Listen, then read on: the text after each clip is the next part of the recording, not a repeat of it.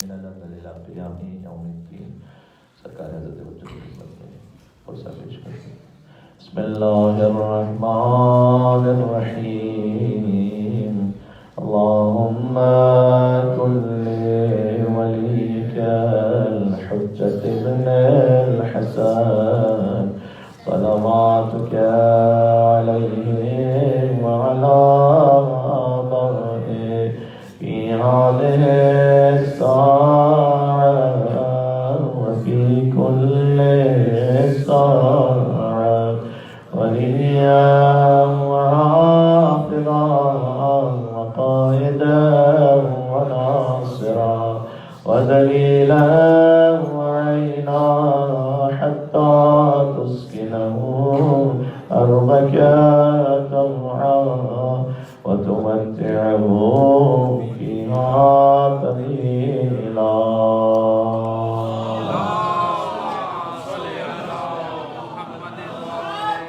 أما بعد فقد قال الله الحكيم في كتابه المجيد. بسم الله الرحمن الرحيم. ولقد كرمنا بني آدم وحملناهم في البر والبحر ورزقناهم من الطيبات وفضلناهم على كثير ممن خلقنا تفضيلا. صلوات الله.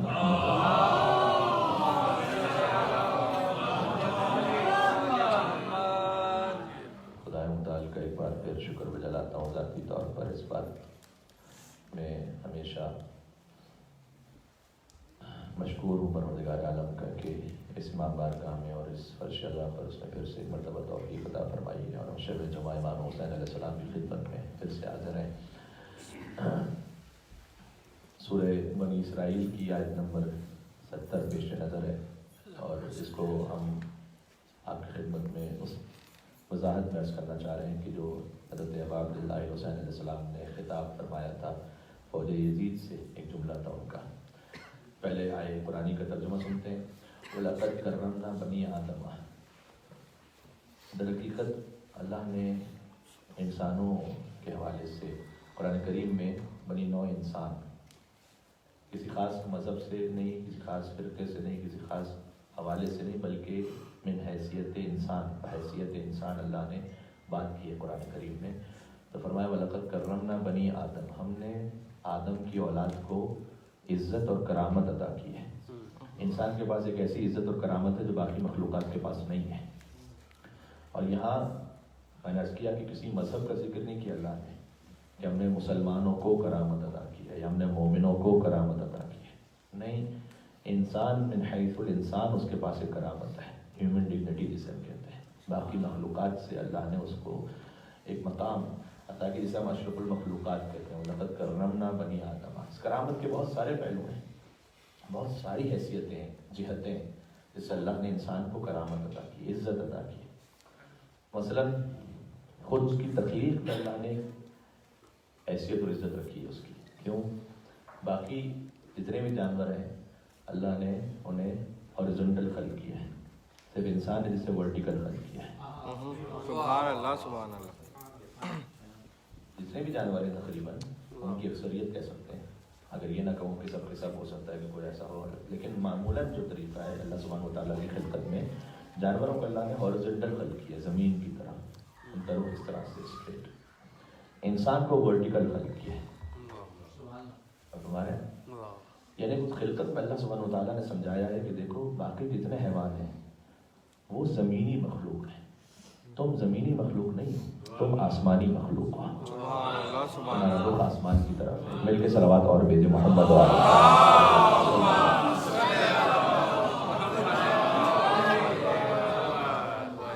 باقی جتنی اسپیشیز ہیں آپ ان کو دیکھیے گا تو یہ فرق ہے. اور آپ جوڑ دیجیے اگر اس بات کو امیر المومنین کے اس کلام کے ساتھ کہ انسان خلق تم للبقاء لا للفنا. اے انسان اللہ نے تجھے فنا کرنے کے لیے خلق نہیں کیا، اللہ نے تجھے باقی رکھنے کے لیے خلق کیا. اس لیے ہم کسی اور جانور کے لیے لفظ استعمال نہیں کرتے کہ انتقال فرما گئے، کہتے مر گیا. انسان کے لیے کہتے ہیں انتقال فرما گئے، یعنی ابھی ختم نہیں ہوا ہے، ابھی تو کسی اور جانور میں منتقل ہوا ہے. ہم کسی اور جانور کے لیے کہتے نہیں، ہمارے بزرگوں نے بڑا اچھا لفظ اردو میں رکھا ہوا ہے. کسی اور جانور کے لیے نہیں کہتے انتقال فرما گئے. اب یہاں پر ہیومن رائٹس کا مسئلہ ہو جائے یا ہیومن رائٹس زیادہ اینیمل رائٹس کا مسئلہ ہو جائے تو اس میں پھر یہ ایک الگ بات ہے کوئی لفظ ایجاد ہو جائے کسی جانور کے لیے بھی، لیکن یہاں تو انسانوں کے لیے بھی وہ کہتے ہیں کہ ڈیتھ مر گئے. تو ہمارے یہاں پر فرق ہے، ہم حیوان کے لیے کہتے ہیں کہ مر گیا، انسان کے لیے اصل لفظ ہے انتقال کر گئے. انتقال کا لفظ ہی منتقل ہونے سے یعنی ٹرانسفر ہونے سے. امیر المومنین نے فرمایا کہ خلقتم للبقاء، تم اللہ نے تمہیں باقی رکھنے کے لیے خلق کیا ہے. لالے امیر المومنین کی ذات پر ایک مل کے صلوات اور بھیجے محمد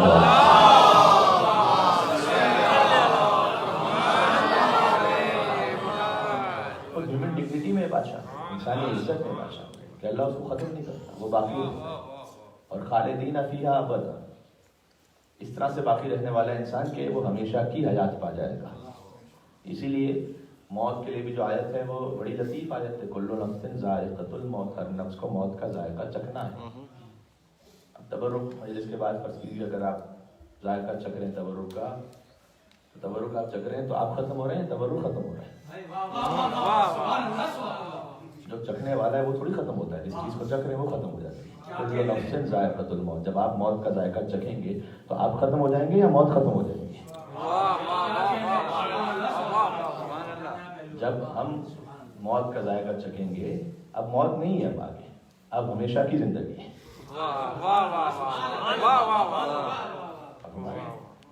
یہ جو آیت ہے در حقیقت یہ موت کا بیان نہیں دے رہی، یہ زندگی کا بیان دے رہی ہے کہ اب ہمیشہ کی تمہیں حیات نصیب ہو جائے گی. اب یہ کہ اس میں کبھی بھی ایسا موقع نہیں آنے والا کہ تم کبھی ختم ہو جانے والے ہو، نہیں، اب ہمیشہ کی زندگی ہے. اور جو ہمیشہ کی زندگی ہے وہ ہمارے ہاتھ میں، اسے ہم نے کیسے انتخاب کیا. دنیا مزرعۃ الآخرہ، اسی لیے ہے کہ دنیا آخرت کی وہ کھیتی ہے کہ ہم یہاں 60-70 سال پر ہمارے ڈیپینڈ کرتے ہیں. وہ اگلے مثلا کوئی عدد کہنا بھی غلط ہے، اس لیے کہ اللہ نے کہا خالدین فیہا ابدا. اگر آپ ملین کہیں تو بھی غلط، بلین کہیں تو بھی غلط، ٹریلین کہیں تو بھی غلط. آپ سوچے گا کتنا قیمتی ہے یہاں کی زندگی کا ایک لمحہ. یہاں کی زندگی کے ایک لمحے پر مثلاً ہمارے کئی 100 ارب سال رکے ہوئے آگے. ایک اس کی بالکل مثال ویسی ہے کہ جیسے جب ایک اسٹوڈنٹ ہوتا ہے وہ اپنے ماسٹرز پہ یا پی ایچ ڈی پر اگر اختتام پر ہے اور فرض کیجیے اس کا کوئی ایگزامینیشن ہے کہ جو 1.5-2 گھنٹے کا ہے. اب یہ 2 گھنٹے نہیں ہیں اس کی زندگی کے، تو کہیں کہ بھائی باقی 2 گھنٹوں کی طرح ہیں. نہ، یہ جو 2 گھنٹے ہیں اس میں ایک ایک لمحہ وہ ہے کہ جو آگے اس کے 20-30 سال 40 سال کے کیریئر اس پر ڈیپینڈ کرتا ہے، اس 2 گھنٹے پر. یہاں کیا کرتا ہے بس یہ اللہ نے ہماری ساری زندگی اسی امتحان کی طرح بنائی ہے کہ ہمارا ایک ایک گزرنے والا لمحہ، اور اس میں ساری باتیں آ گئی. ہم دیکھ کس طرح سے رہیں، ہم بول کس طرح سے رہیں، ہم کھا بھی کس طرح سے رہیں. اچھا اللہ نے انسان کو کرامت عطا کی. اس آیت میں بڑی گنجائش ہو سکتا ہے میں آگے بھی اس آیت کو تسلسل جاری رکھوں جہاں محرم کی مجالس ہوں گی. وَلَقَدْ كَرَّمْنَا بَنِي آدَمَ، ہم نے بنی آدم کو کرامت عطا کی ہے. لیکن بعض مقامات پر ہم دیکھتے ہیں یہی قرآن ہے کہ جہاں انسان کو بڑا کنڈیم بھی کیا ہے. ایک طرف سے کہہ رہے ہیں بنی آدم کو ہم نے کرامت عطا کی ہے، باقی یہ کہ انسان کو کنڈیم بھی بہت کیا ہے. یہ جگہوں پر کہا کہ انسان وہ مثلا وہ ضعیف وہ خلق ہوا ہے، وہ بے حوصلہ ہے، اس میں صبر نہیں ہے، بے صبرا ہے. کہیں یہ کہا کہ وہ اتنا گرا ہوا ہے کہ وہ جانوروں جیسا ہے.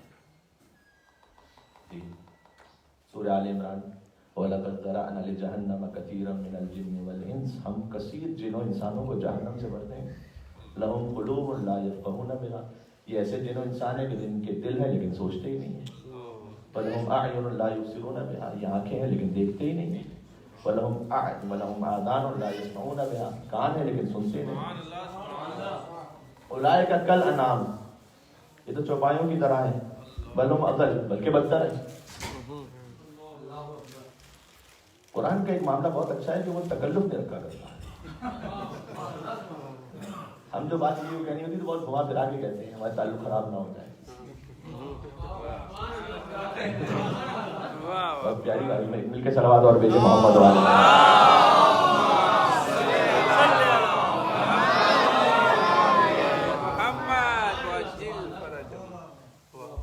آپ اگر کسی سے کہیے کہ بھائی کیسا لگ رہا، ڈریس کیسا لگ رہا، اس کو سمجھے اس کو بہت اچھا نہیں لگ رہا، سامنے سے یہ نہیں کہے گا اچھا نہیں لگ رہا تو کیا کہے گا؟ وہ کہے گا کہ مطلب ہے تو اچھا لیکن تھوڑا سا فیشن سے آؤٹ ہو گیا ہے. ٹھیک ہے, یہی کہے گا کہ کچھ بھی ایسا لفظ کہہ دے گا کہ ویسے تو بہت اچھا ہے, اگر آپ کی پرسنالٹی اور بھی زیادہ بہتر ہے تو اس پہ کچھ اور ہو جائے تو بہتر ہے. قرآن کا یہ تکلف نہیں ہوتا. قرآن گھما پھرا کے کوئی بات لے کر آئے, نہ اولائے کا کل نام, یہ جانوروں کی طرح ہے, بلکہ بدتر ہے. اسٹریٹ, اس لیے کہ اس کو تعلقات بگڑنے کا ڈر نہیں. جو ہے وہ حقیقت ہے, جو ہمارے ساتھ ہے وہ یعنی قرآن کے ساتھ ہے, جو حقیقت کے ساتھ ہے. اس لیے کہا جو قرآن کا معاملہ ہے وہ اہل بیت علیہ السلام کا, علی مال قرآن والقرآن مال.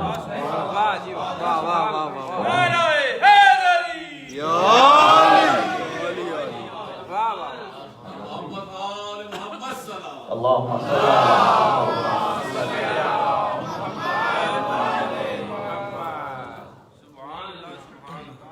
آپ کو اہل بیت علیہ السلام کے کلام میں بھی کوئی گھما پھرا کی چیز نظر نہیں آئی کہ تم نے اگر یہ گناہ کر لیا ہے تو پھر وہ کوئی مولا نے مثلا بڑے تکلفات میں پڑھتے ہوئے اس کا کوئی عذاب بیان کیا ہو. سیدھا سیدھا بیان فرمایا. تو اور یہ تکلف ان کی اپنی ذات کے لیے بھی نہیں ہے, یہ بات کہیں اور نکل کے چلی جائے گی, یہ بھی بڑا امپورٹنٹ ٹاپک ہے, جسے ڈسکس ہونا چاہیے. ان کی اپنی ذات کے اعتبار سے بھی انہوں نے تکلفاً نہیں کہا. مثال کے طور پر اگر کوئی ان سے جا کے کہے کہ آپ حجت خدا ہیں, آپ امام وقت ہیں, تو وہ تکلف میں نہیں کہیں گے کہ نہیں کیسی بات فرما رہے ہیں آپ, نہیں ایسا تو کچھ نہیں ہے.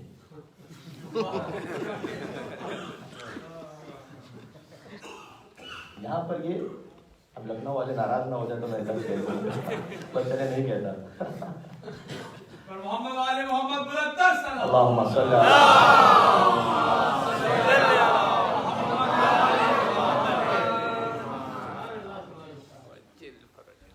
یہاں امام مقام ہدایت پر ہے,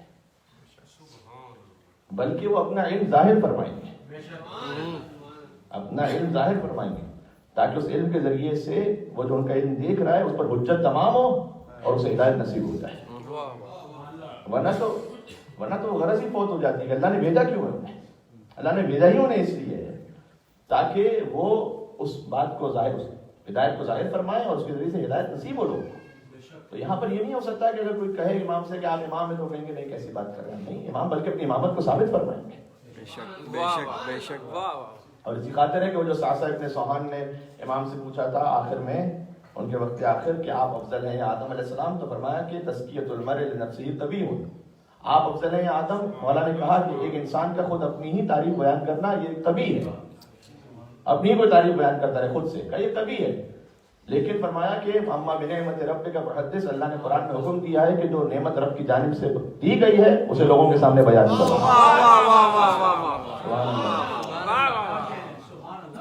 اس عنوان سے اما بنعمت ربک فحدث میں بیان کر رہا ہوں. پھر امام اسلام نے بیان فرمایا کہ انا افضل, میں افضل ہوں. بالکل واضح طور پر فرمایا, اس میں کوئی لگلگ کی بات ہی نہیں رکھی امام نے. میں افضل ہوں, میں نوح سے افضل ہوں, میں ابراہیم سے افضل ہوں, میں موسیٰ سے افضل ہوں, میں عیسیٰ سے افضل ہوں علیہ السلام. بالکل واضح فرمایا. تو قرآن کا معاملہ یہ ہے. اچھا اس آیت کا ترجمہ پھر سے سنیے گا. ہم کثیر جنوں انسانوں کو بھر دیں گے جہنم سے. لہم قلوب لا یفقہون بہا, لہم اعین لا یبصرون بہا. ذرا غور فرمائیے گا, آنکھیں ہیں لیکن دیکھتے نہیں ہیں. مجھے بتائیے کون سا ایسا شخص ہے جس کی آنکھیں ہیں لیکن دیکھتا نہ ہو؟ دیکھتے تو سب ہیں, کافر بھی دیکھ رہے ہیں, گناہگار بھی دیکھ رہا ہے. لہم آذان لا یسمعون بہا, کا کان ہے لیکن سنتے نہیں. ہر مشرک کافر گناہگار سن تو رہا ہے, یہ کیوں کہہ رہا ہے اللہ کے کان ہے سنتے نہیں, آنکھیں دیکھتے نہیں.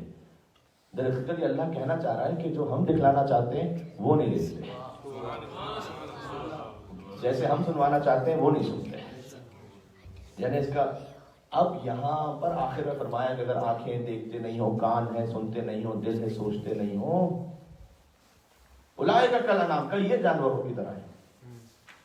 یعنی غور کیجیے گا, یعنی اللہ نے جو انسان کو کرامت عطا فرمائی ہے اس میں یہ سارے آرگنز ہیں, یہ آنکھیں ہیں, دل ہے سوچنے کے لیے, کان ہے سننے کے لیے. لیکن در حقیقت حیوان وہ ہوتا ہے کہ جس کے سامنے تفریق نہیں ہوتی, کیا دیکھے گا کیا نہیں دیکھے گا, جو سامنے آئے گا دیکھ لے گا. یہ حیوانیت ہے کہ جو سامنے آئے دیکھ لوں, اگر انسان بھی وہی کرنے لگے کہ جو سامنے آئے وہ دیکھ لوں، فرمایا یہ تو جانور ہو گیا، پھر کہاں وہ انسانی کرامت کہاں رہی؟ وہ کرامت کہاں رہی؟ وہ ڈگنیٹی کہاں رہی؟ جو سامنے آیا تو دیکھ لیا تو وہ تو حیوان ہو گیا نہ، بل ہم اضل، بلکہ اس سے بھی بدتر۔ کیوں؟ اس میں تو پوٹینشیل ہی نہیں تھا سمجھنے کا، اس میں تو یہ پوٹینشیل ہی نہیں تھا کہ وہ سمجھ سکے کہ کیا دیکھنا ہے کیا نہیں دیکھنا ہے۔ تم میں تو تھا، اس میں تو یہ سمجھ ہی نہیں کہ کیا سننا ہے کیا نہیں سننا، جو آواز آ رہی سن رہا ہے۔ سبحان اللہ۔ انسان میں تو عقل تھی نا کہ کیا سننا ہے اور کیا نہیں سننا ہے۔ اللہ نے کہا بس اگر کوئی ایسا بن جائے کہ جو کچھ سامنے آئے دیکھ لے۔ جناب امیر کا بات خوب سے، جب تک آپ قرآن کو علی کے کلام سے نہ ملائیں تو سمجھ ہی نہیں آتا۔ جناب امیر نے فرمایا کہ اگر آنکھیں مسلسل خواہشات نفس کے مطابق دیکھنے کی عادی ہو جائیں تو دل آخرت کے انجام سے اندھا ہو جاتا ہے۔ آنکھیں اندھی نہیں ہوتی، دل اندھا ہو جاتا ہے۔ کیوں؟ آنکھیں تو دیکھ رہی ہیں کہ اپنی خواہشات نفس کے مطابق ہی اگر کوئی زندگی بھر دیکھتا رہے، یعنی تفریق ہی نہ رکھے کیا دیکھنا ہے، کہاں آنکھیں بند کر لینی ہے، کہاں نظریں جھکا لینی ہے، دل آخرت کے انجام سے اندھا ہو جاتا ہے، پھر اسے فکر ہی نہیں ہوتی، جیسے جانور ہے۔ بلکہ اولئک کالانعام بل ہم اضل، بار بار اس لیے کہہ رہا ہوں، اس سے بدتر اس لیے ہو جاتا ہے، اس میں پوٹینشیل ہی نہیں ہے نا، اس میں یہ سمجھ ہی نہیں ہے۔ اللہ انسان میں رکھا ہوا ہے، اور اس پوٹینشیل کی کیا بات ہے، سبحان اللہ۔ یہ ایسا پوٹینشیل ہے انسان کا کہ اگر جب یہ بڑھتا ہے تو پھر من حیث الانسان اتنا قریب ہو جاتا ہے اللہ سبحانہ و تعالیٰ سے کہ جبریل کو رکنا پڑ جاتا ہے، سید الملائکہ نہیں آ سکتا، انسان کامل اللہ رب العزت کے پاس پہنچ جاتا ہے، کان قاب قوسین او ادنیٰ، 2 کمان یا اس سے بھی کم کا فاصلہ رہ جاتا ہے، اتنا بلند ہو جاتا ہے انسان کامل۔ اس میں گزارش کر چکا ہوں کہ 2 کمان یا اس سے کم کا فاصلہ اگر ہم فزیکل لیں گے تو پھر یہ تو کفر ہو جائے گا۔ فزیکلی فاصلہ کیا تھا؟ یعنی اللہ ایک جگہ بیٹھا ہوا تھا اور 2 کمان یا اس سے کم کا فاصلہ رہ گیا حضور۔ کان قاب قوسین او ادنیٰ، کیا مطلب ہے اس کا؟ ایک جگہ اللہ بیٹھا ہوا تھا، حضور معراج پہ جا رہے تھے، نعوذ باللہ من ذالک، یہ بات ہے کہ اللہ کہ اس فزیکل مقام سے 2 کمان اس سے کم کا فاصلہ رہ گیا، نہیں یہ تو نہیں ہو سکتا۔ البتہ یہ کہ یہ علماء اہل سنت نے لکھا ہوا ہے کہ فزیکلی اللہ تھا ایک جگہ پر پردے کے پیچھے، اور حضور یہ بیان کرتے ہیں، اب میں آپ کو سناؤں امام شافعی کا شعر، حضور یہ بیان کرتے ہیں، وہ ان سے سنا رہا ہوں، ان سے نقل کر رہا ہوں کہ میں آگے بڑھ رہا تھا تو چونکہ خدا ایک جگہ بیٹھا ہوا تھا تو میرے دل میں خوف تھا، اللہ کے سامنے جا رہا ہوں، اللہ کے پاس جا رہا ہوں، اتنا قریب ہو رہا ہوں، یہاں تک کہ میرا دل خوف بڑھتا چلا گیا، اور پھر پردے کے پیچھے سے ایک ہاتھ نکلا۔ امام شافعی کہتے ہیں اللہ کا ہاتھ تھا، اور وہ ہاتھ حضور کے شانے پر آ گیا، اور حضور کہتے ہیں کہ اس اللہ کے ہاتھ نے جو میرے شانے پر جیسے ہی آیا تو میرے دل میں جو خون کی اور ٹھنڈک محسوس ہوئی، تو اس سے زیادہ میں نے خون کی کبھی محسوس نہیں کی تھی، اور جب بھی میں اسے سوچتا ہوں تو اس کی خون کی آج تک اپنے دل میں محسوس کرتا ہوں۔ اب امام شافعی سبحان اللہ، پتہ نہیں چلیں آگے کہتا ہوں، اب آپ سبحان اللہ کہیں گے۔ امام شافعی سے یاد کے جب کہتا ہوں، سنانا نہیں تھا لیکن سنا دیتا ہوں۔ انہوں نے ایک نظم لکھی، قیل لکل علی مدحا، کہ مجھ سے کہا گیا ہے کہ میں علی کے فضائل بیان کروں۔ امام شافعی نظم لکھ رہے ہیں، مدحہ یخمد نارا موصدا، علی کے فضائل کو بیان کرنا جہنم کے عذاب کو بجھا دیتا ہے۔ پھر یہ واقعہ پورا لکھا کہ حضور معراج پر گئے، اللہ کا ہاتھ نکلا، شانے پر آ گیا،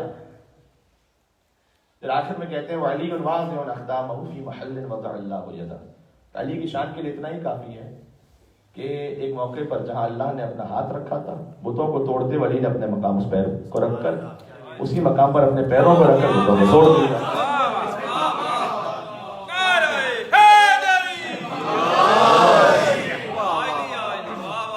یعنی جس مقام پر اللہ نے اپنا ہاتھ، امام شافعی کہہ رہے ان کے مطابق، جس مقام پر اللہ نے اپنا ہاتھ رکھا تھا اسی مقام پر علی نے اپنے پیروں کو رکھا تھا۔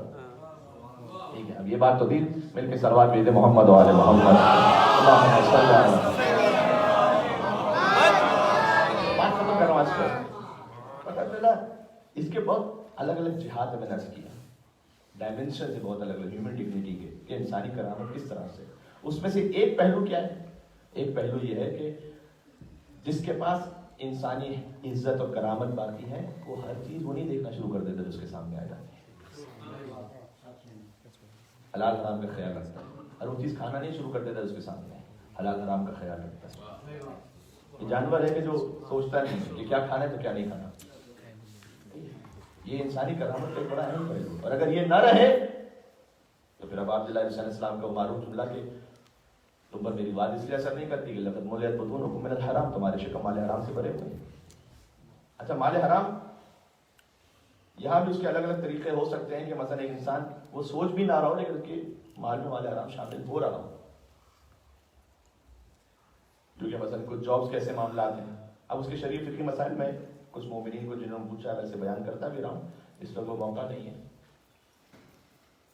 مثلا ایک جگہ پر آپ سیلس مین ہیں تو شراب بھی سیلس کی جا رہی ہے، باقی چیزیں بھی ہیں، کیا اس کے شرعی مسائل ہیں؟ اور بھی معاملات ایسے جس کے ذریعے سے شامل ہو سکتا ہے حرام، مثلا میراث ہے۔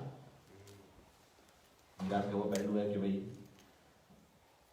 باپ کا انتقال ہوا تو بہنوں کو میراث نہیں دی، ہمارے پاکستان کے کئی علاقوں میں تو بڑا کامن ہے، تو وہ مال حرام ہے جو شامل ہو گیا۔ مثال کے طور پر مہر ہے، بیوی کا جو مہر ہے وہ بھی واجب ہے۔ اب اگر وہ معاف کروا لیا ہے اور حقیقتاً معاف کر دیا تو الگ بات ہے، مروتاً کیا ہے تو پھر وہ باقی رہے گا۔ یہ شرعی مسئلہ ہے، فقہی مسئلہ ہے۔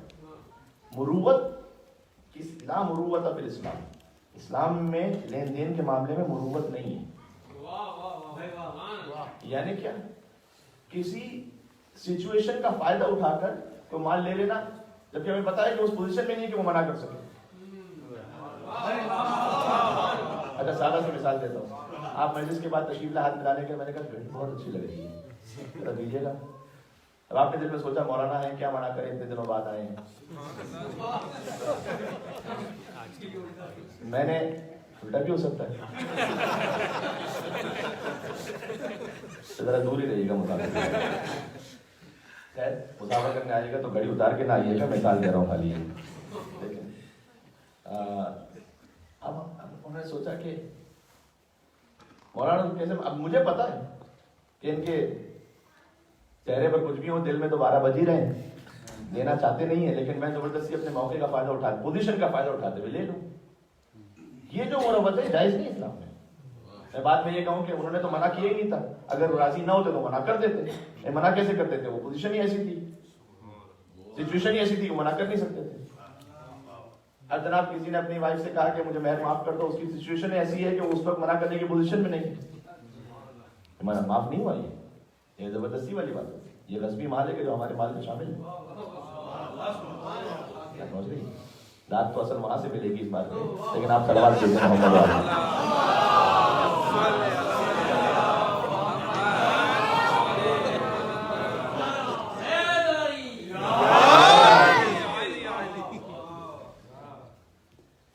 اس لیے انسانی کرامت کا تقاضا یہ ہے۔ اچھا جس طرح سے میں نے آخری مثال ایک دیتا ہوں، میراث کی مثال ہوگی جس میں انسان پتہ بھی نہیں کر پاتا، احساس نہیں ہو پاتا، لیکن وہ شامل ہو جاتا ہے مال حرام اگر میراث سے ڈسٹریبیوٹ نہیں ہوئی۔ اس طرح سے مہر کا معاملہ یہی معاملہ ہو اس کا ہے، ہم اس طرف کے زیادہ سلام اللہ علیہ اگر ادا نہیں کیا ہوا تو وہ ہمارے مال میں غصبی مال شامل ہے، اور یہ تو غصب کسی اور کا نہیں، یہ تو میں کیا کروں آگے جملہ کیا کروں۔ بلکہ علماء کرام کے فتوے کے مطابق اچھا اس میں کم زیادہ کی بات نہیں ہے، اگر کسی کے پاس $100 بھی ہے اور $100 بھی خمس سے $20 سے فرق نہیں پڑتا کہ کم ہے زیادہ، لیکن بات یہ ہے کہ ہے خمس واجب تو واجب ہے۔ اور اگر علماء کرام کے فتوے کے مطابق مثلاً $100 تھے، اس میں سے $20 خمس واجب تھا اور $20 ہم نے نہیں دیے، تو یہ نہیں ہوگا کہ 80 تو ہمارے لیے حلال ہو گئے، تو 80 تو ہمارے ہی تھے نا، نہ جب تک وہ 20 ہفتے ظاہر ادا نہ کریں تو 80 بھی حلال نہیں ہونے والے۔ شرعی مسئلہ عرض کر رہا ہوں کہ جب تک وہ 20% ادا نہیں ہوا تو 80% بھی حلال نہیں ہوا انسان کے لیے۔ تو یہ سیریس بات ہے، اس خاطر ہے کہ کئی مرتبہ ہم خود احساس نہیں کر پاتے، ہم سمجھتے ہیں کہ ہمارا مال حلال ہے لیکن ہے نہیں۔ تو آج بات ہوئی انسانی کرامت پر، اور اس پہ یہ بات ہوئی کہ اللہ نے جو ہم اور آپ کو کرامت عطا کی ہے اس کے کئی جہات ہیں۔ مثلا ایک ہم نے خلقت کے حوالے سے بحث کیا، اس پہ ایک بات گنجائش ہے بات ہونے کی کہ باقی جانوروں کو ہاریزونٹل خلق کیا، ہمیں ورٹیکل خلق کیا ہے۔ دوسرا یہ کہ ایک اور جہت ہے اس کی کہ ہمیں پابند رکھا ہے کہ کیا دیکھنا ہے کیا نہیں دیکھنا، کیا سننا ہے کیا نہیں سننا، کیا بولنا ہے کیا نہیں بولنا، اور کیا کھانا ہے کیا نہیں کھانا۔ اگر اس کا خیال نہ رکھے، اللہ نے کہا تم جانوروں کی طرح ہو بلکہ اس سے بدتر ہو۔ پوٹینشیل انسان میں اتنا عظام جاننا کا جرم صغیر حقیقت والعالم الاکبر، अमीरुल मोमिनीन, ऐ इंसान क्या तूने अपने आप को छोटा सा जिस्म समझ रखा है? हकीकत तबल आलमुल अकबर, अल्लाह ने तो तेरे अंदर पूरी कायनात को छुपा के रखा है।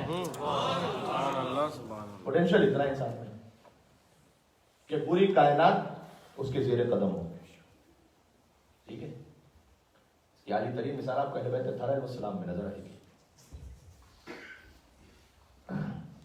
वो जो मैं मोहम्मद सल्लल्लाहु अलैहि वसल्लम का एक जुमला पढ़ना चाहता था, तो मैंने चूंकि पहले ऐलान कर दिया, पढ़ देता हूँ, वक्त नहीं बचा इतना। हत्ता इमाम हुसैन अलैहिस्सलाम ने फौज यजीद को भी ये समझाने की कोशिश की थी कि तुम्हारे पास दीन ईमान तो है नहीं, लेकिन वो जो इंसानी हैसियत अल्लाह ने हर इंसान को अता की उसका तो ख्याल रखो। क्या फरमाया? का या शियत आले अबी सुफियान, ऐ अबू सुफियान के शियों। ये लफ्ज बात को समझा रहा है कि शिया अली का भी हो सकता है और शिया अबू सुफियान। हाँ, शिया एक मुतलक लफ्ज है, पैरवी करने वाला, फॉलोअर। जिस तरह से इमाम का लफ्ज कुरान में खैर के लिए भी इस्तेमाल हुआ है, शर के लिए भी इस्तेमाल हुआ है। यौम नदउ कुल्ला उनासिन बिइमामिहिम, हर इमाम तुम क़यामत, हर इंसान क़यामत में उसके इमाम के साथ बुलाएंगे। अब इमाम खैर का इमाम हो या शर का इमाम हो, बात हो रही। इस तरह से शिया का लफ्ज भी मुतलक है, खैर के लिए भी शर के लिए भी।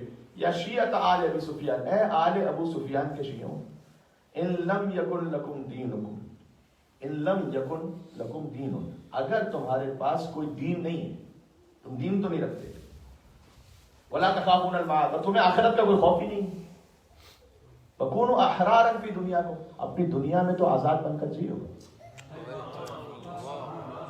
यानी तुमने तो अपनी फिक्र को बेच दिया यजीद को, कम से कम दुनिया में तो आजाद बनकर जियो। अगर दीन नहीं भी रखते, कम से कम खुद आजाद बनकर सोचो तो सही कि ये क्या काम कर रहे हो। ये उस इंसानी हैसियत से इमाम इस्लाम ने बात की थी उनसे। दीन नहीं रखते, वला तखाफून, दीन अगर रखते होते तो तुम्हें आखिरत का खौफ होता। वला तखाफून अल-मआद, तुम दीन नहीं रखते यानी तुम्हें आखिरत का खौफ नहीं है। वकूनु अहरारन फी दुनियाकुम, अपनी दुनिया में तो हुर बन के जियो। अहरारन उसी हुर से, सुभान अल्लाह। बहुत अहम जुमला है यहाँ की उस सोसाइटी में जिसमें हम रह रहे हैं। चलो एक तो मंजिल है कि इंसान दीनदार हो, दीनदार न भी हो, कम से कम इन वैश्यों का गुलाम तो ना हो, इन नफ्स परस्तों का गुलाम तो ना हो इंसान। जो नफ्स परस्तों का काम यह है कि इन्होंने इंसान को उस लेवल पे पहुंचा दिया है कि फिर इंसान ये नहीं सोचता कि मैं क्या देख रहा हूं, क्या कर रहा हूं, क्या खा रहा हूं, क्या पी रहा हूं। तो इमाम हुसैन इस्लाम कहना चाहते हैं, हर इंसान से कहना चाहते हैं तुम दीन रखते हो सबसे बेहतर है, सबसे बेहतर के दीन रखो, आखिरत का खौफ रखो। वो सबसे, अगर वो नहीं रखते कम से कम इनके गुलाम तो ना बनो। अहरारन भी दुनिया को, अपनी दुनिया में हुर रहो, आजाद रहो। सोचो तो सही कहां लेके जा रहे हैं तुम। सोचो तो सही कि वो गुनाह के आज से 50 साल पहले कितना पहले कभी शुमार होता था, आज लीगल कर रहे हैं, इसमें दीन का मामला भी नहीं है। जरा इंसान बन के सोचो। ये इमाम इस्लाम ने उन फौजी यजीद से कहा था, यानी ये कि अगर तुम इंसान की हैसियत, मुसलमान छोड़ दो, इंसान की हैसियत से भी सोचो ना, तो तुम ये जुल्म नहीं करोगे जो इस वक्त कर रहे हो मेरे साथ। ये कहना चाह रहे थे हम आपके लगे। तो एक मर्तबा होता है कि इंसान साहिब ईमान होता है, सुभान अल्लाह, वो सबसे आला कैटेगरी। ऐसा नहीं भी होता, कम से कम अपनी फिक्र में आजाद होता है, सोचता है कि मैं इंसान बनकर ये काम मुझे करना चाहिए या नहीं करना चाहिए। ये दूसरा मरहला है। इससे भी पार हो गए, फिर है यजीद। फिर उसे कोई फर्क नहीं पड़ता मैं क्या कर रहा हूं, क्या खा रहा हूं, क्या पी रहा हूं, क्या बोल रहा हूं, किसको कत्ल कर रहा हूं, कोई फर्क नहीं पड़ता। और हमारे बस अपनी इंसानी हैसियत को बाकी रखें। मैं इतना कहना चाह रहा हूं। अल्लाह ने तो शुक्र कीजिए कि हम और आपको दीन अता किया। जुमला बदल के कहूं, अल्लाह ने हम और आपको इमाम हुसैन अता किया। इमाम हुसैन जिससे अता हुए हो, सुभान अल्लाह, क्या कहना। आज से इंशाल्लाह इस बात का अहद करें, यहीं फर्श जगह पे बैठ के मैं सिर्फ वो देखूंगा जिससे इमाम हुसैन राजी हो, वो कहूंगा जिससे इमाम हुसैन राजी हो, वो सुनूंगा जिससे इमाम हुसैन राजी हो। ये छोटा सा अगर अहद हो जाए, मैं जिंदगी बदल जाएगी।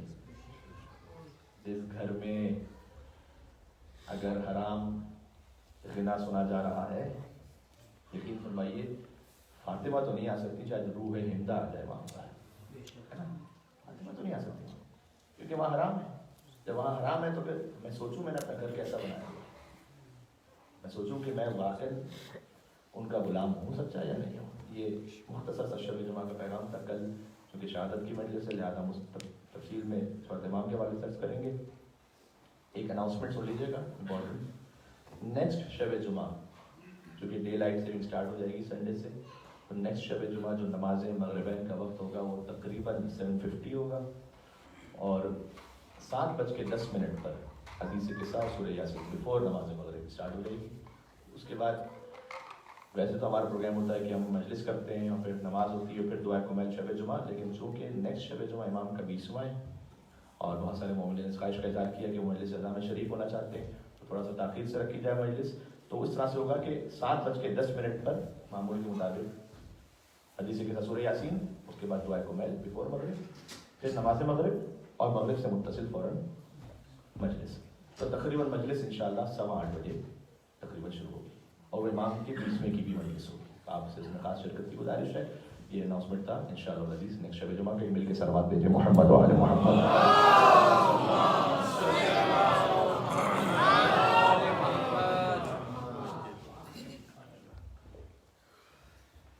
امام حسین السلام نے انہیں انسان ہونے کی دعوت دی، مسلمان نہیں ہو کم سے کم انسان بنو۔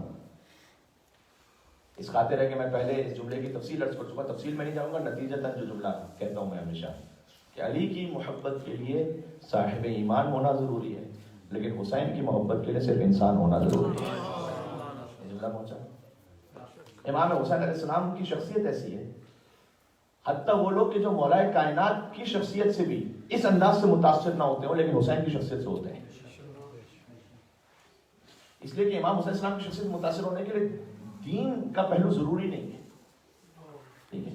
انتن بارہ نے ایک کرسچن رائٹر ہے، اس نے کتاب لکھی ہے حسین فی الفکر المسیح، حسین داعیز آف کرسچینٹی، لیبنیز رائٹر ہے، اس کی لینگویج عربک ہے لیکن اس نے کتاب لکھی ہے حسین کرسچینٹی کی نگاہ میں، اور اس میں سے لکھا کہ لو کان الحسین لنا، اگر حسین ہم میں سے ہوتے لجعلنا لہ فی کل بلد منبرا، تو آج تو حسین کے لیے جو مجلسیں ہوتی ہیں کہ ہم تو دنیا کا کوئی شہر چھوڑتے ہی نہ جس میں حسین کے لیے ممبر نہ لگاتے ہیں، ذکر حسین وہاں ہوتا۔ وَلَنَدْعُ النَّاسَ إِلَىٰ دِينِ الْمَسِيحِيَّةِ بِاسْمِ الْحُسَيْن، کہ اگر حسین ہم میں سے ہوتے تو ہم کرسچینٹی کی طرف لوگوں کو حضرت عیسیٰ کے نام سے نہیں بلکہ حسین کے نام سے بلاتے ہیں۔ سبحان اللہ، اتنی اٹریکشن ہے امام حسین السلام کے نام، تو چاہے وہ شیعہ ہو یا سنی ہو یا وہ ایتھسٹ ہو، وہ کرسچن ہو یا جو کوئی بھی ہو، اگر اس کا شریف النفس انسان ہے نا، بس نفس کی شرافت چاہیے اور نسب کی طہارت چاہیے امام حسین علیہ السلام سے جڑنے کے لیے، تو وہ کافی ہوتی ہے، وہ جڑ جاتا ہے امام حسین علیہ السلام سے۔ سبحان اللہ، اس کی مثالیں تاریخ میں کئی ہیں، اور آج میں آپ کے سامنے ایک چھوٹا سا واقعہ پیش کرنے لگا ہوں، آہستہ آہستہ منزل مسائل پہ جاتے ہوئے۔ اپنا نام مولا کائنات پر ایک نعرہ لگا دیجیے تو میں اختتام کروں گا۔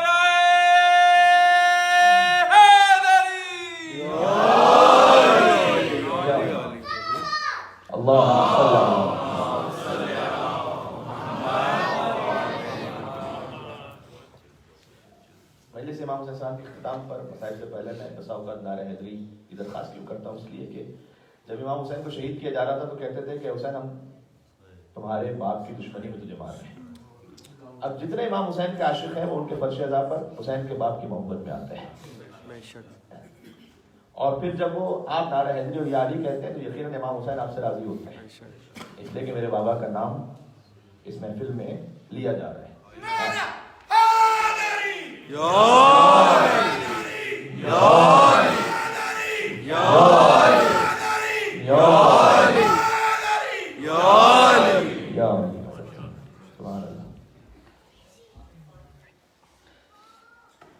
آج شب جمعہ ہے، امام حسین کے ذریعے سے کیسے کرامت اور عزت نصیب ہوتی ہے۔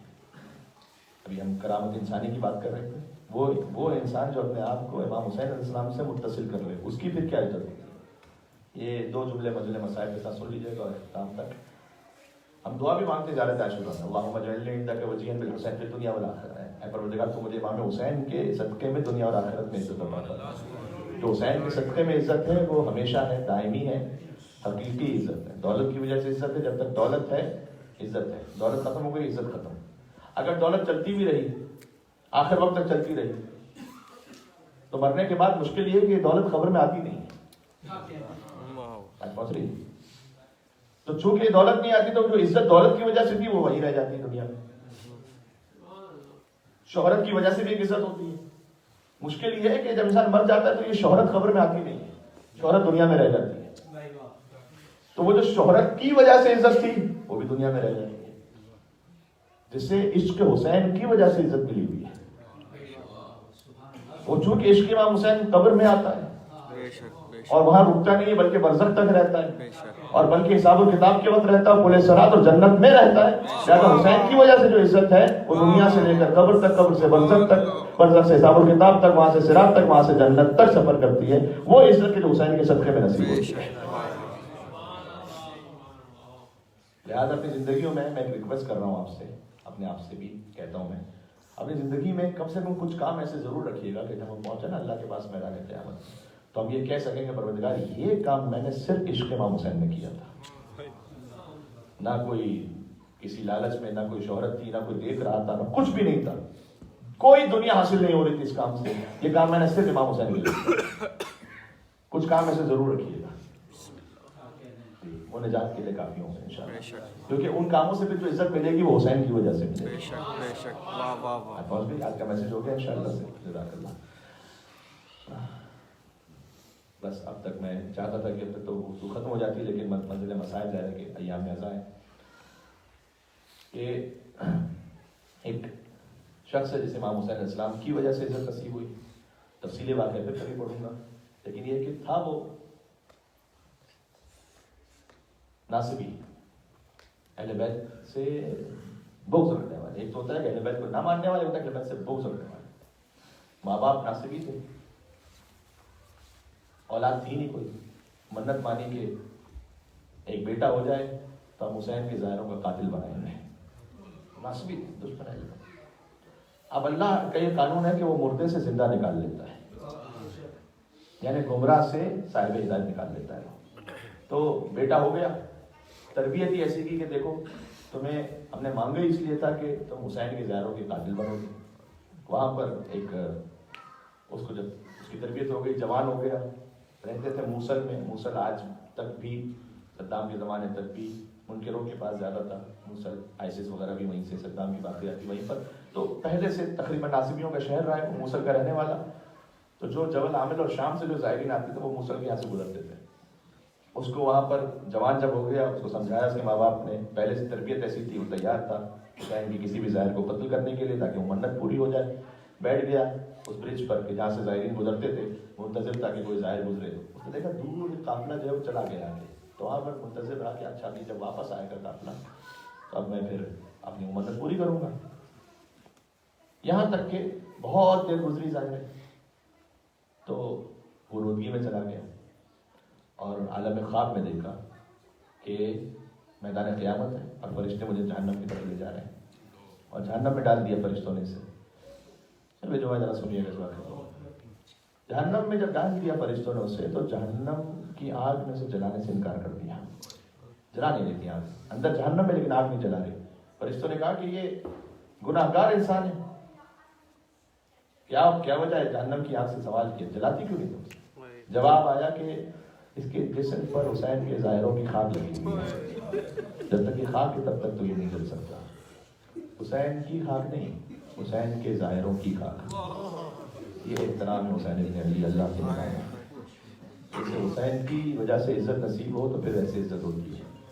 فرشتوں نے اسے نکالا جہنم سے, اسے ڈھونڈ دیا تاکہ جو خاک ہے وہ ختم ہو جائے تو پھر جہنم میں ڈال دیں. پھر ڈال دیا جہنم میں, پھر نہیں جلا رہی جہنم کی. اب کیوں نہیں جلا رہے؟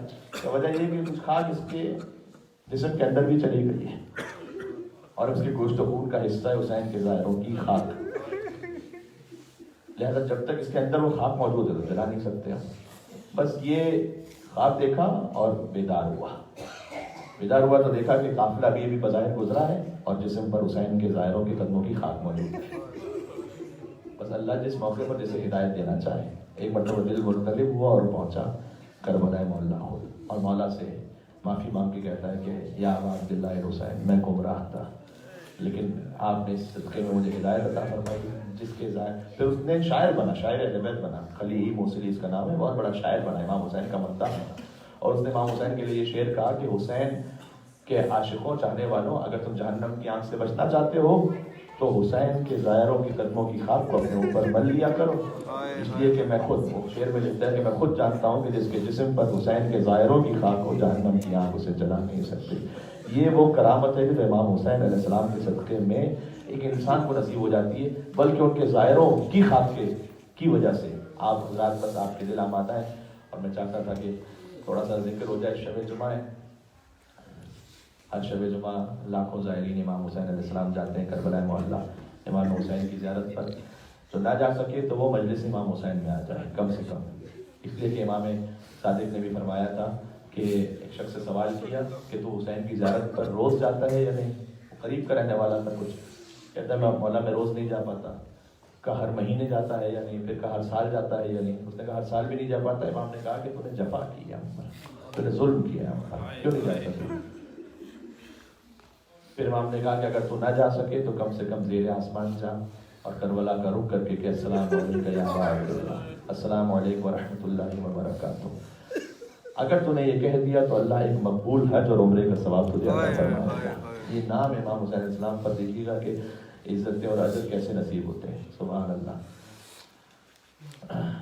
جب ہم جاتے ہیں امام حسین کی زیارت پر تو ایک مرجع تفریح کا جملہ سناتا ہوں آپ کو۔ جب جائیں قبر حسین پر تو یہ نہ سوچیں کہ ایک لاشا ہے کہ جو دفن ہے، سوچیے گا کہ لاش کے کچھ ٹکڑے ہیں کہ جو دفن ہے۔ رونے کے لیے ایک جملہ کافی ہے، زندگی بھر ایک جملہ کافی ہے کہ حسین کی لاش کو نہیں بلکہ لاش کے ٹکڑوں کو دفن کیا گیا، اس لیے کہ لاش حسین ابن علی پامال ہو چکا تھا۔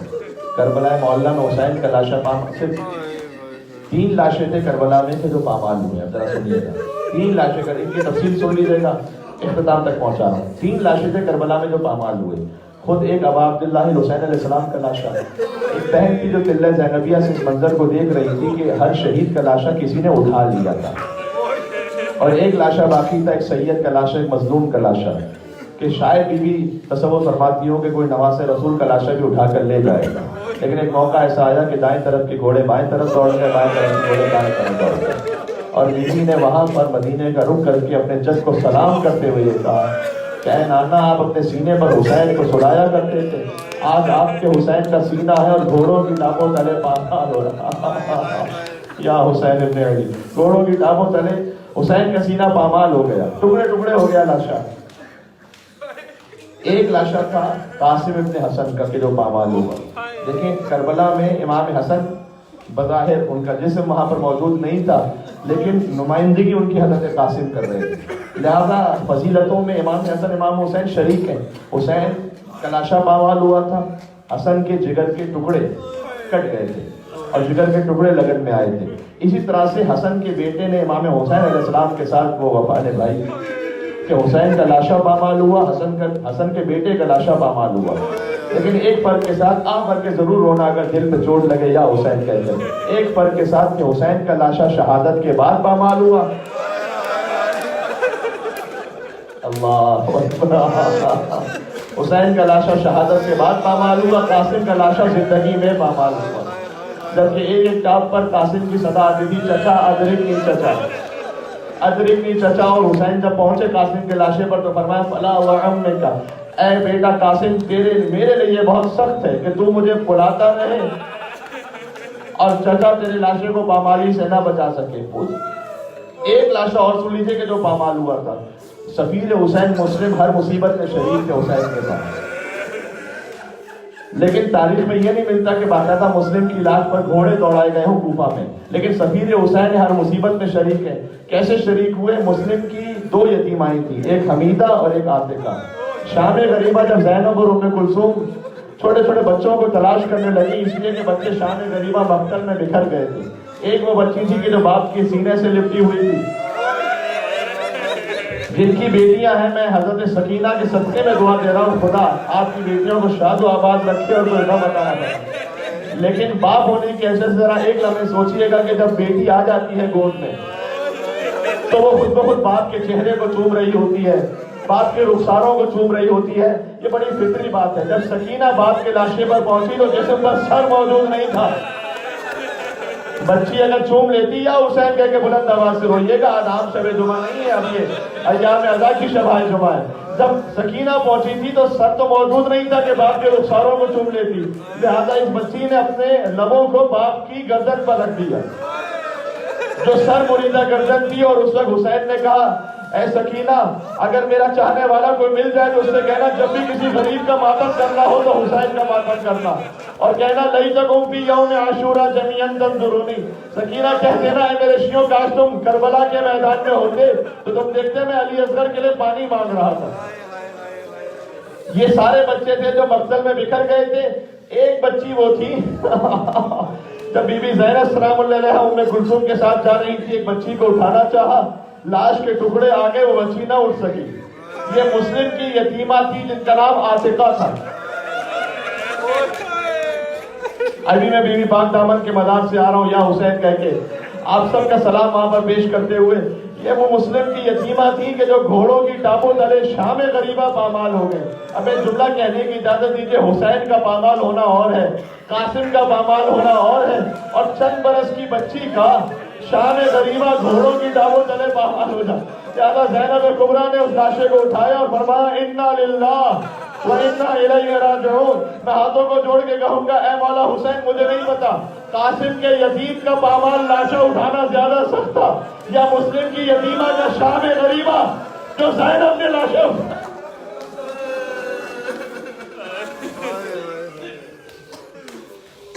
وَسَيَعْلَمُ الَّذِينَ ظَلَمُوا عَلَى مُحَمَّدٍ أَيَّ مُنْقَلَبٍ يَنْقَلِبُونَ. یا ابا عبداللہ یا حسین ابن علی ایہا الشہید ابن رسول اللہ یا حجت اللہ علی خلقہ یا سیدنا مولانا انا توجہنا واستشفعنا وتوسلنا بك إلى الله وقدمناك بين يدي حاجاتنا يا وجيها عند الله اشفع لنا. ماشاء اللہ اور عظمت کے یا وجیہت عند اللہ اشفع لنا. ذکر حسین کی قبولیت کے لیے ایک بار مل کے یا وجیہت عند اللہ